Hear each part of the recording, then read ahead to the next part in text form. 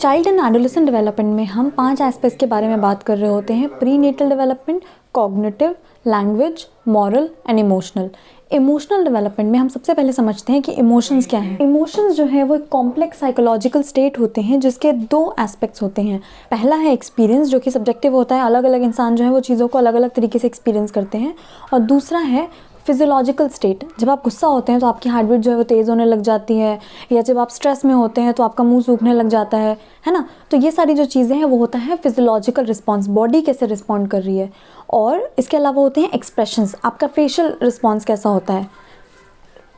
Emotions जो है वो 2 तरीके के होते हैं, प्राइमरी और सेकेंडरी। प्राइमरी इमोशंस में आ जाते हैं happiness, anger and sadness, fear. और इसके अलावा एक और चीज़ होती है बच्चों में, स्ट्रेंजर एंजाइटी। स्ट्रेंजर एंजाइटी होती है जब कोई स्ट्रेंजर जो है वो किसी बच्चे को अपनी बाहों में ले रहा होता है या फिर उठा रहा होता है या उसके साथ खेल रहा होता है, तो वो होता है स्ट्रेंजर एंजाइटी।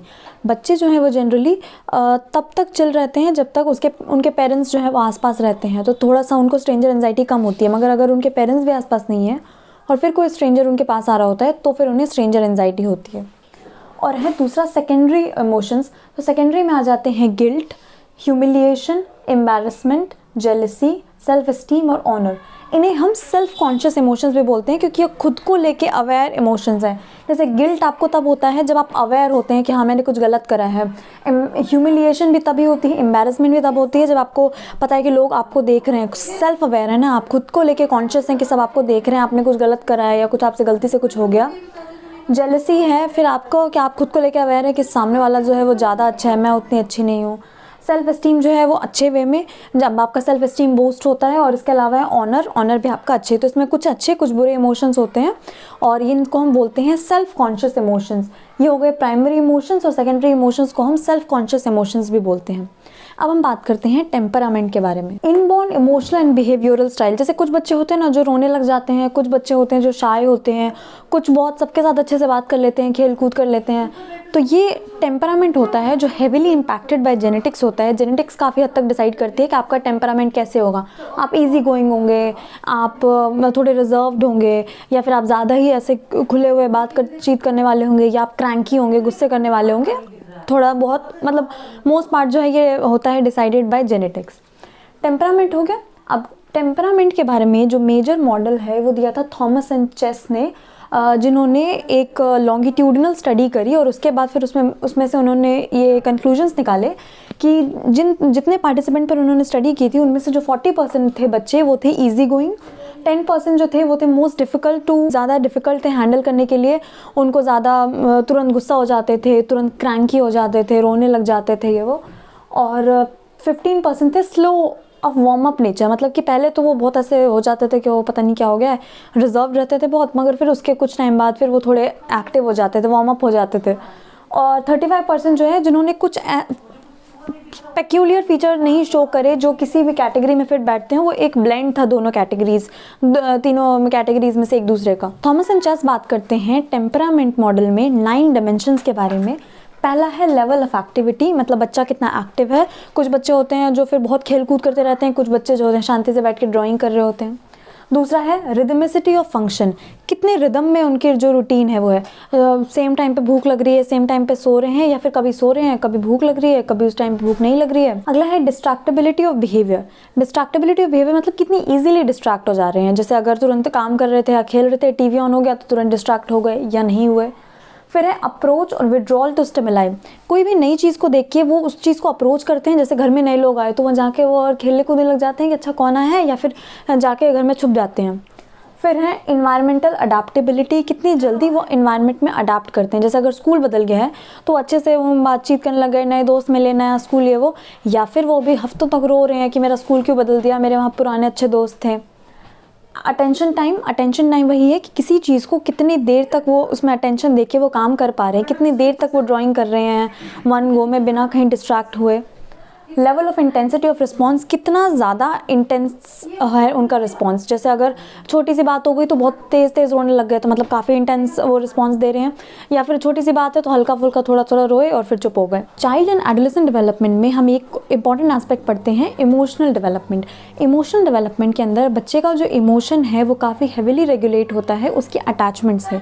तो जो बेबी एंड केयर गिवर का जो अटैचमेंट होता है वो काफ़ी हेविली इम्पैक्ट करता है। बच्चा जो है वो बड़े होकर जब वो अडल्ट ह्यूमन बीइंग बनेगा तो वो लोगों के साथ कैसे रिलेशनशिप फॉर्म करेगा, ये डिपेंड करता है कि उसके पास्ट में उसके जो पेरेंट्स हैं या जो भी केयर गिवर थे उनके साथ उसका रिलेशनशिप जो है वो सिक्योर या इनसिक्योर कैसा भी रहा हो, है ना। तो बॉल्बी की अटैचमेंट थ्योरी जो है वो बात करती है चाइल्ड और केयर गिवर के इमोशनल बॉन्ड के बारे में, और इसमें वो बात करते हैं कि इमोशनल बॉन्ड और ये जो अटैचमेंट है ये एक बायोलॉजिकल नीड है, ये कोई लग्जरी नहीं है। एवोल्यूशनरी जो बच्चे जो हैं वो मदर के जितने पास रहते थे या जो प्राइमरी केयर गिवर थे उनके जितने पास रहते थे, उनकी जो सर्वाइवल वैल्यू है उतनी ज़्यादा थी। तो इसीलिए ये जो रिस्पॉन्स है, ये जो अटैचमेंट है, ये इंस्टिंक्टिवली होती है, ये एक नेचुरल रिस्पॉन्स है, ना कि बच्चे सोच समझ के करते हैं, ठीक है। इसके अलावा इसमें वो की कॉन्सेप्ट्स के बारे में बात करते हैं, जिसमें सबसे पहला है मोनोट्रॉपी। मोनोट्रॉपी बात करती है कि बच्चे का एक प्राइमरी केयर गिवर होता है जिससे वो एक स्पेशल बॉन्ड फॉर्म करते हैं, जो मोस्टली मदर होती हैं, और हो सकता है कि बाकी लोग जो हैं उसके जीवन में काफ़ी इंपॉर्टेंट है, जैसे टीचर जो है वो उनको काफ़ी अच्छी लगती है, बट बच्चा गिरने के बाद या चोट के वक्त मम्मी को ही बुलाता है या जो भी उसका प्राइमरी केयर गिवर होता है उसको ढूंढता है। दूसरा है critical and sensitive period. Birth से लेके 2 से 3 साल तक का जब बच्चा होता है वो जो होता है वो काफ़ी क्रिटिकल पीरियड होता है, ये इमोशनल अटैचमेंट फॉर्म करने के लिए। क्यों? अगर उस वक्त जो है वो बच्चे को टाइम पे केयर मिल रही है, उसे मान लेते भूख लगी है तो खाने दिया जा रहा है, वो रो रहा है तो उसको प्यार करा जा रहा है, ये सब, तो वो एक अच्छा इमोशन, एक सिक्योर अटैचमेंट फॉर्म करने लग जाता है। और ये काफ़ी क्रिटिकल पीरियड होता है क्योंकि बाद में बड़े होके भी उसको फिर याद रह जाता है कि उसके साथ अच्छा व्यवहार नहीं हुआ था, और फिर वो अच्छे से हो सकता है उसको उस चीज़ का वो ट्रॉमा हमेशा रहे। अगला वो बात करते हैं इंटरनल वर्किंग मॉडल के बारे में, कि बच्चे के अंदर हमेशा ये चीज़ चल रही होती है कि जैसे जिस तरीके से उसके साथ व्यवहार किया जाता है वो उसको हमेशा याद रहता है और उसके हिसाब से वो आइडेंटिटी फॉर्म करता है। जैसे अगर बच्चे को बहुत सपोर्ट मिल रहा है, बहुत उसको अच्छे से प्यार करा जा रहा है, तो वो सोचता है कि हाँ मेरे आसपास के लोग मुझसे बहुत प्यार करते हैं और मैं एक वैल्यूएबल इंसान हूँ, मैं एक लविंग इंसान हूँ, ये वो। और अगर उसके आसपास के लोग उसको केयर नहीं करते हैं, जब उसे ज़रूरत होती है तब उसे नहीं खाना दिया जा रहा है या जो भी चीज़ें, तो फिर वो सोच लेता है कि सब कुछ मुझे खुद ही करना होगा, कोई आपको हेल्प करने नहीं आएगा और आपको सेल्फ सफिशिएंट होना पड़ेगा और ये सब चीज़ें, ठीक है। इसके अलावा बॉल भी बात करते हैं फेजेस ऑफ अटैचमेंट के बारे में, कि अटैचमेंट कैसे फॉर्म होती है। इसके 4 फेज़ के बारे में बात करा गया है। पहला है प्री अटैचमेंट, जिसमें जब बच्चा पैदा होता है, ये होता है 0 to 2 मंथ्स लेकर, मतलब पैदा होने से 2 महीने तक के अराउंड।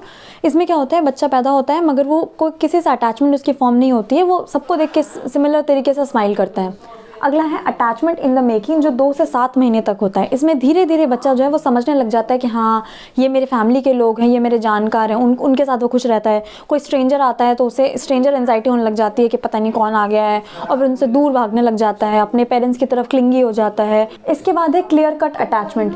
क्लियर कट अटैचमेंट होता है 7 मंथ से लेकर 2 ईयर्स तक, जिसमें वो उनको एक अच्छे से वो अटैचमेंट फॉर्म कर लेते हैं, अपने आसपास अपने रिलेटिव्स और अपने पेरेंट्स को लेकर अच्छा अटैचमेंट बिल्ड कर लेते हैं। और यहाँ पर उनको सेपरेशन एंजाइटी होती है, जैसे अगर मम्मी चली जाती है तो बच्चा रोने लग जाता है। और उसके बाद लास्ट है गोल करेक्टेड पार्टनरशिप। इसमें क्या होता है कि बच्चा समझ जाता है कि अगर मम्मी गई है तो वो वापस भी आ जाएगी, है ना। तो ये हो जाता है गोल करेक्टेड पार्टनरशिप। जो बच्चा 2 साल से ज़्यादा का हो जाता है तो इन चीज़ों को समझ जाता है। बोल भी बात करते हैं अटैचमेंट, टाइप्स ऑफ अटैचमेंट के बारे में। तो बोल्बी और आइंसवर्थ का फ्रेमवर्क है, जो मैरी आइंसवर्थ ने भी इस पर काफ़ी काम करा है, और दोनों ने मिलकर ये फ्रेमवर्क बनाया जो है टाइप्स ऑफ अटैचमेंट के बारे में, कि कैसे डिफरेंट टाइप ऑफ अटैचमेंट होता है। पहला है secure attachment. As the name suggest, इसमें जो बच्चा है वो अपने पेरेंट या जो भी प्राइमरी केयर गिवर हैं उनके साथ रिलेशनशिप में सिक्योर होता है ना। तो वो क्या करता है, अपने जो पेरेंट्स हैं उनको सेफ बेस की तरह समझता है कि ठीक है हम बाहर जाके खेल कूद कर सकते हैं, और फिर वापस कोई प्रॉब्लम हो गई या फिर कहीं पे भी हमें यहीं पर आना है खुशी वे में, है ना। इसके अलावा इन्हें सेपरेशन डिस्ट्रेस होता है। जैसे मान लेते हैं बच्चे पार्क में खेल रहे हैं और उन्होंने देखा कि मम्मी उठ के वहाँ से चली गई, उन्हें मम्मी नहीं दिख रही है, तो उन्हें सेपरेशन डिस्ट्रेस हो जाता है। फिर अगर उन्हें वापस मिलते हैं तो वापस नॉर्मल हो जाते हैं और फिर खुश हो जाते हैं, फिर खेलने वगैरह लग जाते हैं। ऐसे जो इंडिविजुअल्स होते हैं जब ये बड़े होते हैं तो इसका जो लॉन्ग टर्म आउटकम होता है वो होता है कि उनके हाई सेल्फ इस्टीम होता है, वो खुद को लेके सिक्योर होते हैं, अपने जो फैमिली रिलेशनशिप है उनको लेके सिक्योर होते हैं, इनके बेटर इमोशनल रेगुलेशन होता है, बार बार गुस्सा होना, रोना होना, ये सब नहीं करते हैं बचपन में, तो फिर इनके इमोशनल रेगुलेशन जो है वो भी बेटर होता है और ये अच्छी हेल्दी रिलेशनशिप जो है वो फॉर्म कर पाते हैं। इनसिक्योर अवॉइडेंट जो है टाइप ऑफ अटैचमेंट, इसमें जो है वो बच्चे हैं वो little to no distress show करते हैं जब उनके पेरेंट जो है वो उनकी नज़रों से दूर कहीं चले जाते हैं, उनको नहीं दिखते हैं, और जब वो वापस आते हैं तो भी वो उनको अवॉइड करते हैं या इग्नोर करते हैं उस रीयूनियन को। तो ये जो है ये अपने इमोशंस को सप्रेस कर देते हैं, और ऐसे इंडिविजुअल जब बड़े होते हैं तो इसका जो लॉन्ग टर्म आउटकम है वो होता है उनको अपने इमोशंस को एक्सप्रेस करने में डिफ़िकल्टी होती है, इमोशनली एब्सेंट होते हैं रिलेशनशिप में, डिस्कम्फर्ट होती है इनको इंटीमेसी में, अच्छे से अपने आप को एक्सप्रेस नहीं कर पाते, स्टेबल रिलेशनशिप में रह नहीं पाते हैं। अगला है इनसिक्योर एम्बिवेलेंट टाइप। इसमें क्या होता है, जो बच्चे होते हैं वो ओवरली डिपेंडेंट होते हैं अपने पेरेंट्स पर, और जब उनके पेरेंट कहीं आंखों से दूर चले जाते हैं और जब वापस आते हैं तो वो बहुत उन पर गुस्सा, मतलब ऐसे एंग्री वे में रोने लग जाते हैं, और फिर उनको कंफर्ट करना भी बहुत मुश्किल होता है। ऐसे जो बच्चे होते हैं जब भी बड़े होते हैं तो उनको फियर ऑफ अबैंडनमेंट होता है कि इनको कोई छोड़ के ना चला जाए, अटैचमेंट इश्यूज़ होते हैं, ओवर डिपेंडेंस अगर किसी से होते हैं तो काफ़ी ओवरली डिपेंडेंट हो जाते हैं कि ये छोड़ के ना चला जाए, और इनको इमोशनल इनसिक्योरिटी भी होती है। और लास्ट होते हैं डिसऑर्गेनाइज टाइप ऑफ अटैचमेंट, जिसमें कोई कंसिस्टेंट अटैचमेंट स्टाइल नहीं होता है, मिक्स करके कभी ऐसा कभी वैसा होता है, और इसमें काफ़ी कॉन्ट्राडिक्टरी बिहेवियर शो करते हैं। ऐसे इंडिविजुअल का जो लॉन्ग टर्म आउटकम होता है, ट्रस्ट इश्यूज़ होते हैं इनको, रिलेशनशिप फॉर्म करने में डिफ़िकल्टी होती है, रिलेशनशिप को स्टेबल रखने में डिफ़िकल्टी होती है, अपने आप को एक्सप्रेस करने में डिफ़िकल्टी होती है। ठीक है, तो ये है टाइप्स ऑफ अटैचमेंट, और यहाँ पर हमारी जो इमोशनल डेवलपमेंट में बच्चे के हम अटैचमेंट थ्योरी जो है वो ख़त्म हुई। तो हमने चाइल्ड एंड एडोलेसेंट डेवलपमेंट में कॉग्निटिव डेवलपमेंट में पियाजे की कॉग्निटिव डेवलपमेंट की थ्योरी, और इसके अलावा वाइगॉट्स्की की थ्योरी है, और मॉरल डेवलपमेंट में पियाजे की मॉरल डेवलपमेंट की थ्योरी और कोलबर्ग की मॉरल डेवलपमेंट की थ्योरी है। लैंग्वेज डेवलपमेंट में नॉम चॉम्स्की की लैंग्वेज एक्विजिशन डिवाइस वाली थ्योरी है, और जैसे नेटिविस्ट थ्योरी बोलते हैं, और इसके अलावा इंटरैक्शनिस्ट पर्सपेक्टिव, और इसके अलावा सोशो इंटरैक्शनिस्ट पर्सपेक्टिव है लैंग्वेज डेवलपमेंट में। इमोशनल डेवलपमेंट में हम दो थ्योरीज़ के बारे में बात करते हैं। पहला है अटैचमेंट मॉडल जो बोल्बी ने दिया था, और इसके अलावा है टेम्परामेंट मॉडल जो थॉमस एंड चेस ने दिया था। ठीक है, फिर हम बात करते हैं प्री नेटल डेवलपमेंट में। प्री नेटल डेवलपमेंट में बात करी जाती है कि कैसे वूम में डेवलपमेंट होती है, बर्थ कैसे होता है, बर्थ कॉम्प्लिकेशंस क्या होती हैं, इन्फेंसी में बच्चा कैसे डेवलप होता है, कैसे चीज़ें सीखता है, और एडोलेसेंस में कैसे वो डेवलप होता है। ठीक है, तो ये हो गए 5 dimensions of development child development में। तो बस